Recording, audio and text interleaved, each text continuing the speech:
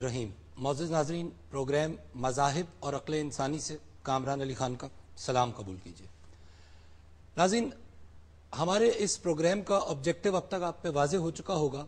हम यहाँ कंपेयर कर रहे हैं, मैच कर रहे हैं उन मालूमात को जो हमें हासिल हुई हैं अपने मज़ाहिब से, और कंपेयर कर रहे हैं इस मालूमात को उस इंफॉर्मेशन से जो हमें इंसान की बरस हा बरस की मेहनत से, जस्तजू से, तहक़ीक़ से हासिल हुई है।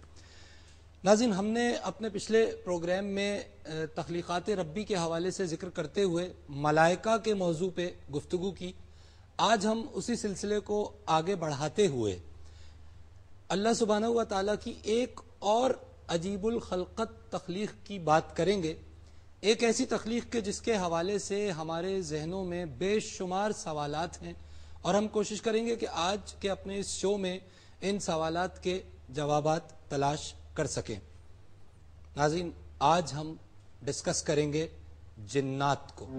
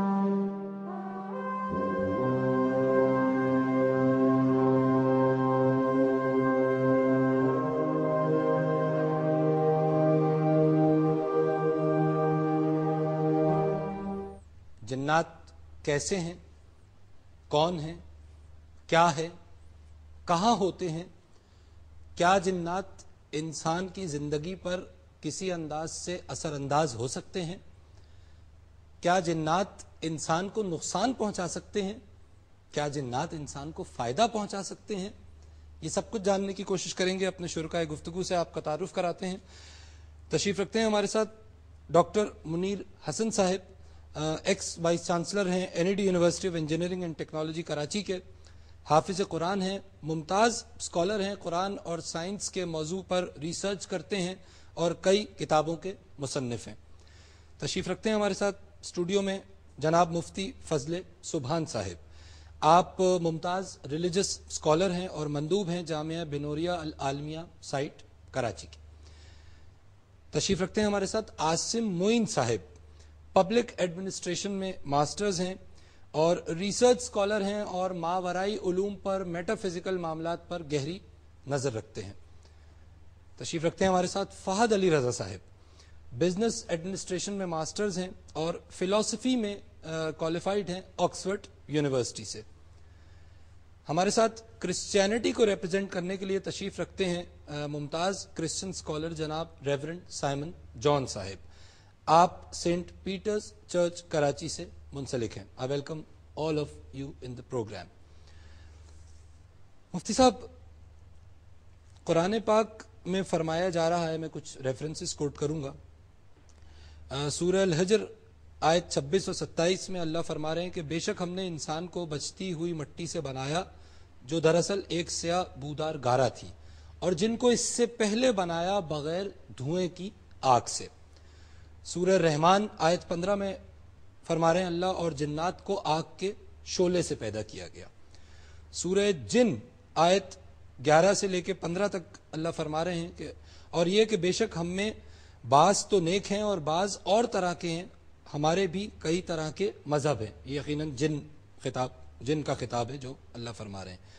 और ये कि हम में बाज़ तो मुसलमान हैं और बाज़ गुनाहगार हैं, तो जो फरमा बरदार हुए और सीधे रास्ते पर चले, और जो गुनाहगार और जालिम हुए वो दोज़ख का ईंधन बने। मुफ्ती साहब, सर ये फरमाइएगा कि जिन्नात नौइयत के हिसाब से, ये तो वाज़ेह हो गया कि आग से बनी मखलूक, नौइयत के हवाले से किस अंदाज की मखलूक है और कब बनाई गई? नहमदुहु व नसल्ली अला रसूलिहिल करीम। मैं तदरीजन आपकी बात को आगे बढ़ाऊंगा। سب سے پہلی بات تو یہ ہے کہ جنات کو حضرت آدم علیہ السلام سے 2000 سال قبل بنایا گیا. اچھا ٹھیک. دوسری بات یہ ہے کہ جنات کو آگ سے پیدا کیا، اور آگ بھی والجان خلقناہ من قبل من نار السموم. نار السموم کہا گیا بغیر دھوئیں. سموم اس آگ کو کہا جاتا ہے جس میں دھواں نہ ہو. ٹھیک. آگ ہمیں جو نظر آتی ہے تو دھوئیں کی وجہ سے اس میں کثافت آ جاتی ہے، وہ نظر آتی ہے. ٹھیک. جس آگ میں دھواں نہ ہو لطافت آ جائے گی، وہ نظر نہیں آئیں گے. Very true. اگلی بات یہ ہے کہ اللہ رب العالمین نے جو جنات کو پیدا کیا تو یہ تقریباً انسانوں کی طرح ہے، لیکن جو ان کا سب سے بڑا باپ جس کو ابو الجنات کہا جاتا ہے، اس نے یہ فرمائش اور درخواست کی تھی اللہ رب العالمین سے کہ مجھے 3 چیزوں میں انسانیت سے ممتاز رکھا جائے. پہلی چیز، ہم انسانوں کو دیکھ سکے وہ ہمیں نہ دیکھ سکے. ٹھیک. دوسری چیز، زمین میں ہم چھپ سکے. اور تیسری چیز، ہمارا بوڑھا بھی جوان ہو کر مرے. پھر کننا طرائق قددا، جو آپ نے آیت کوٹ کی 29واں پارہ ہے، سورۃ الجن ہے. انسانوں کی طرح ان میں بھی مذاہب ہیں، ان میں بھی کیٹیگریز ہیں، کاسٹزمز ہیں. اچھا. نیک بد ہر قسم کے جنات ہیں. ٹھیک. اللہ تعالیٰ نے آزمائش کے لیے انسانوں اور جنات کو زمین میں بھیجا، اور ایک روایت کے مطابق زمین پر جنات رہتے تھے، آسمانوں میں فرشتے رہتے تھے. ٹھیک ہے. جنات ایک وقت تک اللہ تعالیٰ کی تابعداری، اطاعت، فرمانبرداری کرتے رہے، لیکن پھر ان کے اندر کچھ سرکش قسم کے لوگ آئے، انہوں نے نافرمانی کی، معصیت کی حدوں کو کراس کیا. اللہ رب العالمین نے دوسرے آسمان سے فرشتوں کا ایک لشکر بھیجا جس کا قائد ابلیس تھا. وہ 4000 کا سردار تھا، اور وہ بھی جن تھے. وہ بھی جن تھے. کان من الجن، سورہ کہف کے اندر آتا ہے کہ وہ بھی جن تھا. ٹھیک ہے. تو اس نے ان سرکش شیاطین کو ختم کیا اور انہیں پیوست زمین کیا. انہیں ملیامیٹ کرنے کے بعد پھر خود ابلیس بھی زمین پر رہنے لگا. اچھا ریورنڈ صاحب، کرسچینٹی میں آپ کس طرح دیکھتے ہیں؟ کیا کانسیپٹ ہے کرسچینٹی میں جنات کا؟ ایک مسیحت میں بڑا فیمس واقعہ ہے جنات کے متعلق. وہاں سلیمان سیموئیل کی کتاب میں ہمیں یہ ملتا ہے کہ جب بزرگ ساؤل جو ہیں وہ ایک عورت کے پاس جاتے ہیں جو جنات کی آشنا ہوتی ہے، تو یہ منفی معنوں میں بتایا گیا کہ یہ وہ روحیں ہیں، یہ وہ بدروحیں ہیں، یہ وہ فرشتگان ہیں جو ابلیس کے ساتھ اس وقت آسمان سے یا خدا کی حضوری سے گرائے گئے جب ابلیس نے یا شیطان نے اپنے دل میں گھمنڈ کیا اور کہا کہ میں اپنی سلطنت بناؤں گا اور میں خدا سے اوپر جاؤں گا. تو پھر اسے جب زمین پر گرا دیا. فالن اینجل والا یہ فالر کانسیپٹ ہے یہ بالکل. یہ وہ فرشتگان ہیں جو نیکی کے لیے بنائے گئے تھے، جو خدا کی عبادت کے لیے بنائے گئے تھے، اور یہ ابلیس کے بہکاوے میں آئے یا اس کے ساتھ مل کر انہوں نے یہ نعرہ لگایا جو خدا کے برخلاف تھا کہ ہاں ہم خدا سے اوپر جا سکتے ہیں، خدا سے بڑھ سکتے ہیں. اور یہاں پھر زمین پر ہم ان کے مختلف کام دیکھتے ہیں، مختلف خرابیاں دیکھتے ہیں. یہ اپنے اندر قدرت رکھتے ہیں کہ نورانی فرشتوں کا روپ دھار سکے. اچھا. یہ کسی نبی کا، کسی رسول کا روپ دھار کر کسی پر ظاہر. آگ سے جو جیسے اسلام میں جو ہے وہ آگ کا ذکر ہے کہ آگ سے تخلیق کیا گیا، آپ کے یہاں تخلیق کے حوالے سے کوئی چیز ملتی ہے؟ تخلیق کے حوالے سے میں پہلے بھی عرض کر چکا ہوں کہ یہ وہی سارے فرشتگان ہیں جن کی ہمیں پہلے ترتیب ملتی ہے. ان میں سے ایک فرشتہ جو بڑا معتبر اور ہائی فائی فرشتہ تھا، جسے ہم ابلیس کے نام سے یا شیطان کے نام سے جانتے ہیں، اس کے پیچھے بے شمار فرشتگان کی ایک فوج جو ہے وہ لگی. آپ کے حوالے سے شیطان بھی فرشتہ تھا؟ فرشتہ تھا کرسچینٹی کے فرشتہ. بالکل ٹھیک ہے ٹھیک ہے.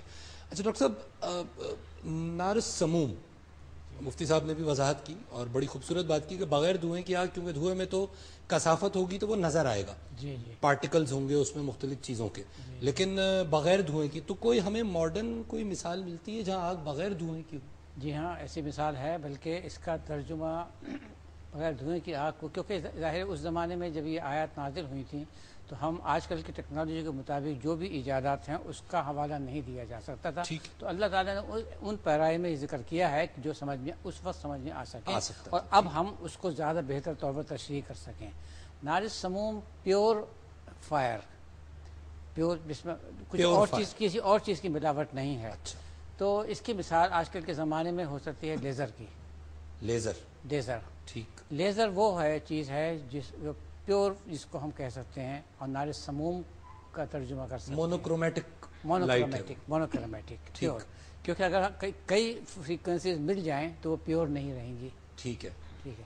اچھا، اسی طریقے سے ایک دوسری جو آیت آپ نے ابھی تلاوت کی تھی، وَخَلَقَ الْجَانَّ مِن مَارِجٍ مِّن نَارٍ، جی یہ بھی اس طرف اشارہ کر رہی ہے جی. کہ پیور فائر